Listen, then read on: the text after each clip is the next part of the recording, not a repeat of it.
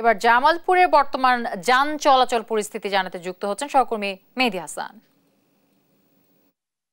আজ সকাল ৮টা থেকে বিকাল ৫টা পর্যন্ত জামালপুরের যে কারফিউ সেটি কিন্তু শিথিল করা হয়েছে। আমাদের জামালপুরের জেলা প্রশাসক মোহাম্মদ শফিউর রহমান জানিয়েছেন আজ সকাল ৮টা থেকে বিকাল ৫টা পর্যন্ত জামালপুরের যে কারফিউ সেটি কিন্তু শিথিল করা থাকবে এবং কি ৫টার পরে কিন্তু আবার সেই যে কারফিউ সেটি কিন্তু চালু থাকবে। আমি আপনাদেরকে একটু দেখাতে চাই, জামালপুরে কিন্তু আজকে সকাল ৮টা থেকেই সাধারণ যে অফিস আদালত, ব্যাংক, বিমা সহ সাধারণ যে দোকানপাট সেটি কিন্তু খুলেছে এবং পর্যাপ্ত পরিমাণে যানবাহন কিন্তু চলাচল করছে। আমরা আপনাদেরকে একটু দেখাতে চাচ্ছি, আমি এখন অবস্থান করছি জামালপুরের অন্যতম ব্যস্ততম যে সড়ক তমালতলা এলাকায়। এখানে কিন্তু প্রতিদিনের মতোই যে সাধারণ যে যানবাহন সেটি কিন্তু চলছে। আমরা গিয়েছিলাম জামালপুর যে বাস স্ট্যান্ডগুলো সেখানেও কিন্তু আমরা দেখেছি যে সেখানে পর্যাপ্ত পরিমাণে যে বাস, দূরপাল্লার বাস সেটি কিন্তু ঢাকা টাঙ্গাইল যে মহাসড়কে সেখানেও ছেড়ে যাচ্ছে। আবার অপরদিকে জামালপুর হয়ে যে ময়মনসিংহ হয়ে যে ঢাকাগামী যে দূরপাল্লার বাস সেটিও কিন্তু যাচ্ছে এবং যাত্রীরাও কিন্তু